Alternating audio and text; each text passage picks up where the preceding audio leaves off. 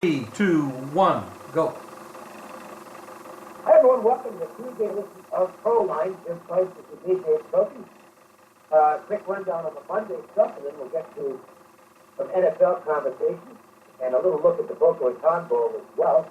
I split my basketball plays on Monday. I've got the Tuesday night trifecta on the site right now. I do this every Tuesday in college basketball season. 3 games for one low price. Went 2-1 last week. And one of the games was San Diego, which was about +9, and won the game going away at Colorado. So done pretty well with these. And I've got those 3 games on the site now, plus a bunch of college football bowl action. Jim, how about you? Well, I didn't do so well last night. I had one game in college basketball. I lost that. But you just take it as it comes. You're not going to win every bet. You're just shooting to win 6 out of 10.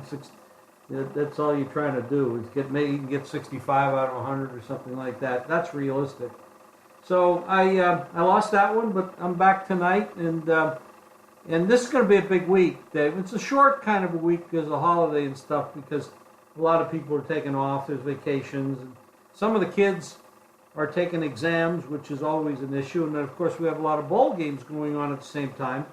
So, yep. And then there's some interesting stuff going on in pro football, because there's some jockeying for position to get into the playoffs. And we might start seeing some players pulled because other teams are out of it.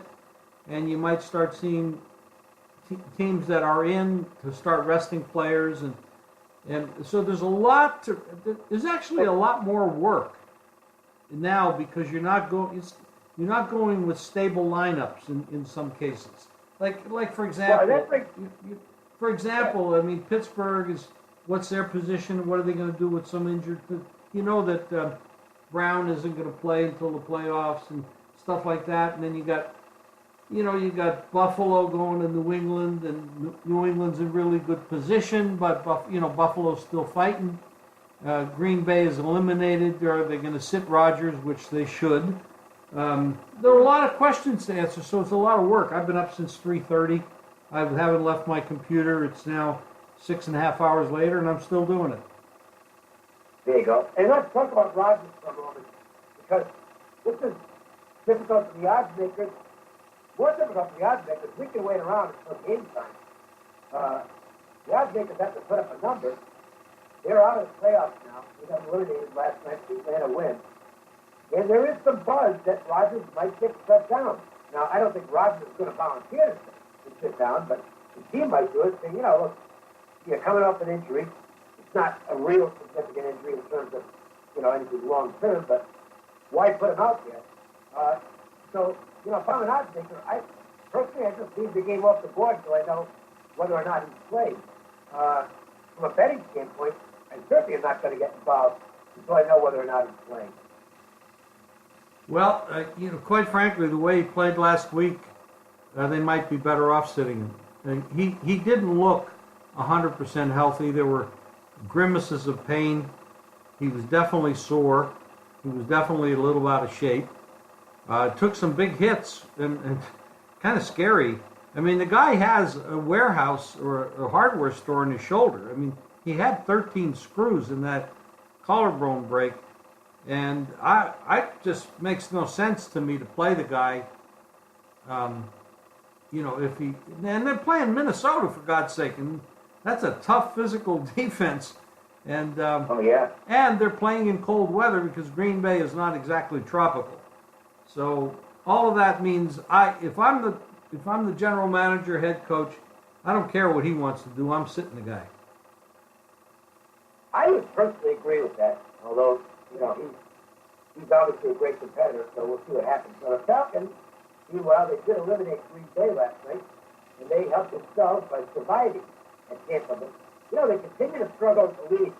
And Jim, if they make the playoffs, I'm not going to chisel this in stone, but I'm going to have to look at playing against them in the wild card round. They're just not that good a football team, and they can't close at all. They're lucky the game didn't go to overtime. And that was a bad field goal tried by Tampa at the end, but good kick there, and the game's in overtime. They're just not They're just not the same team they were a year ago. You know, no, they're not. And we talked about Shanahan leaving and Sarkisian being there. And I'm not even sure that's the problem. Maybe the problem has to go upstairs a little bit to the head coach. And maybe the head coach, Quinn, should be getting more of the heat for what happened not only in the Super Bowl, but this year. Definitely there's something wrong. This club has got enormous talent. I mean, even if you don't like Matty Ice, Matt Ryan, you know, the guy has talent. He's a pretty accurate passer. He's a tough guy. He's a competitor. Now, maybe he's not, Carson Wentz or Brady or Aaron Rodgers, but the guy's really good. And then his wide receivers, and there are two running backs. One was hurt, but Ward filled in really good last night. And they should have more presence. And there's something missing. Something is missing. I don't know what it is, but you saw it in the Super Bowl. When you blow a 28-3 lead, and the way they played it, the decisions they made in that game, they just not only do they not, they just haven't lived up to expectations and the talent level. It's something. It's got to be the coaching. It has to be coaching. And I don't trust them. I really don't trust them. They're playing this week at New Orleans, who has actually played a little bit down the last couple weeks. They've always they were lucky to beat Washington. Didn't play that great against the Jets. You know, they have been a little bit off. And now I'm not sure if that's just a little slump near the end of the season, fatigue, etc. But this is a big game. New Orleans is 5.5-point favorite. The total 52.5 or 53. It's a very important football game. So it comes down to, it's like a game show. Who do you trust? Tonight, we have the bowl game. The Boca Raton Bowl, which is Akron in Florida Atlantic. And this is the biggest line of any of the bowls by a good margin, more than 3 touchdowns. And there isn't any question that the Florida Atlantic is a much better football team. This game is at Florida Atlantic. It's literally a home game for them. That's so unusual. In these bowl games, it's very difficult to read. Most people are saying on Akron, this is just a note for what it's worth, basically. They don't quit in games. If you look at the MAC championship game they played against Toledo, they got absolutely murdered in the first half of that game. It was 28-0. The yardage differential was incredible. And they ended up covering the game. Toledo kind of put it on cruise control in the second half, and Akron just kept fighting, and they ended up losing by 17. So they were never in the game, but they ended up covering. I think if you had Toledo in that game, it was kind of a bad beat, because they could have won that game by 40. You wonder if the same thing will happen tonight. Now, I know you've got some definite thoughts on this game, Jim, and that's something that people can check out at the website, because you can play on the game. The only thing I'll say is that, and I did not play it, but I considered a first half bet on Florida Atlantic. They should be interested early at least, and I don't know that Akron can do anything to hang in early. This Florida Atlantic team is very explosive. Well, Dave, bowl games, and there's more bowl games now than ever. A decade ago, we never had this many games. But it comes down to motivation.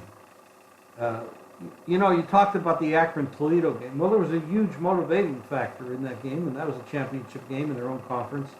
The question in bowl games is, okay, we're going to Florida. We're not in Akron, Ohio, where it's cold and freezing and there's snow on the ground and the wind is blowing like crazy. And now we're in Florida, where the weather's a whole lot nicer, and we haven't seen sunshine in months. And are the kids, and they are kids, by the way, you forget that, how impressed are they with the palm trees and the girls walking around in bikinis and all kinds of stuff like that? Well, it definitely is a distraction. Let's put it that way. So the question is, what's that? It's not a bad distraction. No, it's not a bad distraction unless you're betting money on the team that's distracted.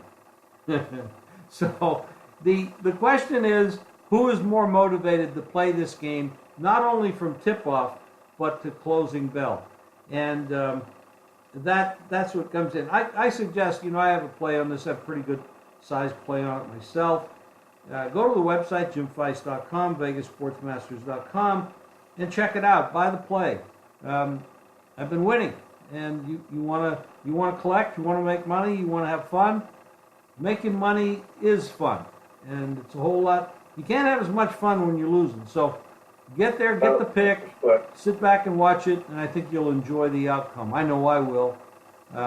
4 o'clock today, Vegas time. I'm going to be in front of the TV watching this game, and I will be taking part in in-game wagering as well, which is what I did last night.